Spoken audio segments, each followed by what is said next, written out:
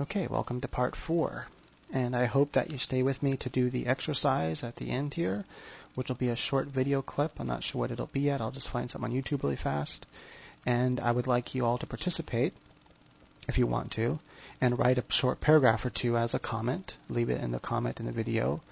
And, try to do mostly showing. And I will then look at your guys' comments and your girls' comments. And I will point out what I think is doing more telling than showing, if there is anything, and other people also could if they want to as well, just in case I miss something. Because that's how I learn best, is having my own examples analyzed. But let's look at this telling example here and why it's telling, and what you can look for in your own writing to find where you're doing more telling than showing and how to fix it. So you want to put on the mind of a debater. So for example, the first sentence starts out, it tells us a fact, but it doesn't support that claim. And so if you pretend that you're a debater and that you're debating someone, if they make a claim, challenge that claim.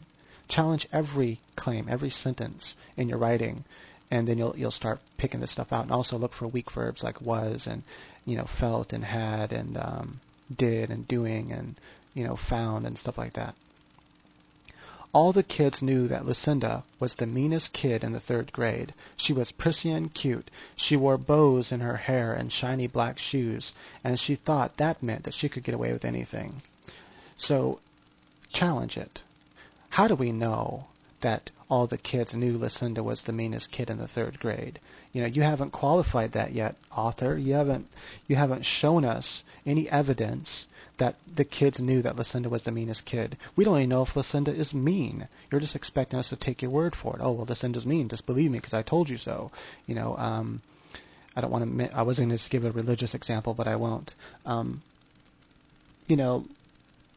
President Bush is a crappy president, and if no one, we're just making a statement like that isn't supporting the claim. So you have to challenge it. Well, how do we know President Bush is a crappy president? Give us evidence, and they have to show you and give you evidence. So you have to show and give evidence that Lucinda is mean, and the showing example in green there does that.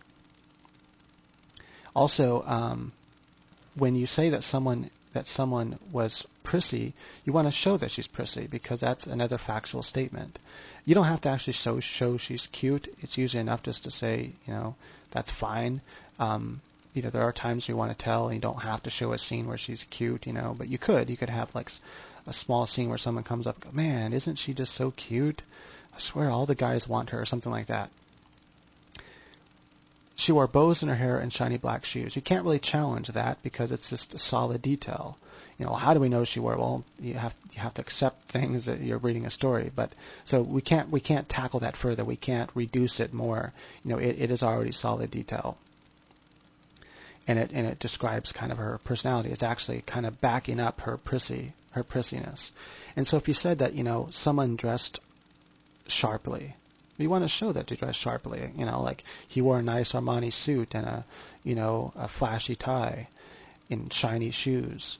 You should want to show that he dressed sharply. And there's many ways to dress sharply. That was just one example.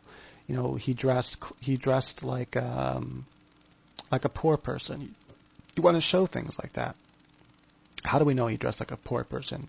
He had holes in his shoes. Show those little details. Well, she dressed like a tomboy. Don't even say she dressed like a tomboy. Just flat out show it. She wore guys' pants and guys' shirts. Something like that. Anyway, so moving on. She never exactly scared me, but for some reason, she would always go out of her way to torment me. Another factual statement that is not supported. How do we know that she always went out of her way to torment you? You have to show us that she went out of her way to torment you. We can't just take your word for it. So show us how she went out of her way to torment you, and then we'll believe. When you give us scenes, scenes that have action and dialogue, introspection, that go step by step, that micromanage, that show a short little movie, a scene that shows her being this way, that shows her tormenting her. I wasn't one of the cool kids, and the few kids I knew were just the guys I played chess with during recess. They weren't really friends. Plus, I was clumsy. Now that's something that you can definitely challenge. Plus, I was clumsy. Well, how can we know you're clumsy? You got to show us. Have her tripping once in a while, or dropping a chess piece, or knocking over somebody's drink or something. That way we can see that she's clumsy. Because if I just say, and I was clumsy, that doesn't paint a picture. That's not a scene. That's not action happening on screen. But if I said she bumped into the guy and knocked his soda over, that's action on the screen. And then a couple, minutes later, scene time, she trips over something, and knocks her books on, or drops her books. Then we can see that she's clumsy. So I was a good target. I was so miserable and lonely. How do we know that you are miserable and lonely? You can show that she's miserable and lonely. Maybe have her, huddled by herself during lunchtime and picking at her food. I could, and also share some of her thoughts too. And thoughts are going to be telling, but that's fine because thoughts are good. Introspection is good. I could hardly face going to class each day. That little girl made my life a living hell. That's something we definitely have to challenge. How did she make your life a living hell? How do we know that? You have to show us that she made your life a living hell. And this example does just that, answers most of those questions, answers most of those challenges. When she saw me, she stopped. Her ponytail bobbed threateningly, damn. And her eyes tracked me across the cafeteria. When the recess bell rang, I clutched my chess set and dashed to freedom, eager to win the daily tournament of Outcast. Of course, I tripped in front of the whole class. Tennis shoes and sandals stepped around me and over me as I scrambled after pawns and bishops. And there was Lucinda, waiting for me to notice her. She smiled, lifted her shiny, patent leather shoe, and slowly, carefully, ground my white queen into the pavement. Now we see how she could be a living hell to her, a daily living hell to her. That this all seems like it happens all the time just by the way it's worded. That she's used to this treatment by this girl. We can see that indeed she's one of the meanest kids. The other kids we haven't really supported yet. The other kids knew this, but they're not like freaking out about it. No one seems to be reacting, so we can kind of assume that they're used to it, that this happens. We can see that she doesn't have a lot of friends, and because of the fact that she runs to the Outcast to play chess with, that means that she's lonely and doesn't have anywhere else to go. So a lot of these questions are answered. So there you go. That's the difference between telling and showing. But hopefully by analyzing this piece, you saw the ways to analyze your own work and look for weaknesses and find those places, challenge your work, debate your work, bring up those questions to try to find where you're falling short and showing.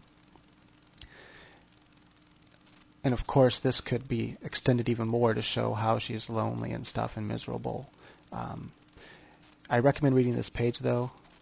Again, hopefully I'll remember to post this link into my video, but if I do forget, I'm gonna show it up here, okay, so you can see the link.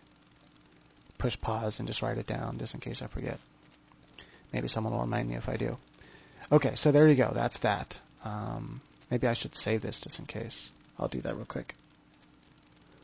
Okay, here's your assignment. This is a short little clip from Avatar, the trailer. And this is what I want you to write a 1 paragraph or 2 paragraph description of. Here it goes. It's really short, so you might want to watch it a few times to describe it. Remember to show, not tell.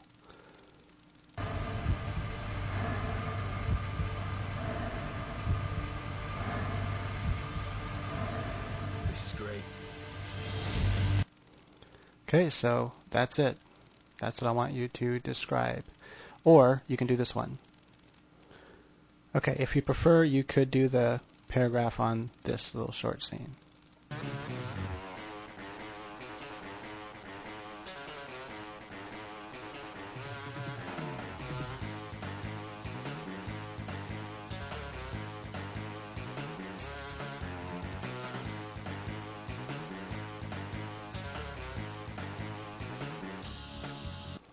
Okay, so there you go. Check out the links in the description of the video. One particular will be the Master Edit link. Man, awesome software. I'll be making a video how to use everything. It's just great. I'm so happy it's here now. Hopefully it'll be available by the time I put this video up. I might hold off until it is. Anyway, okay, so there it is. Hope you enjoyed. I look forward to seeing what you wrote.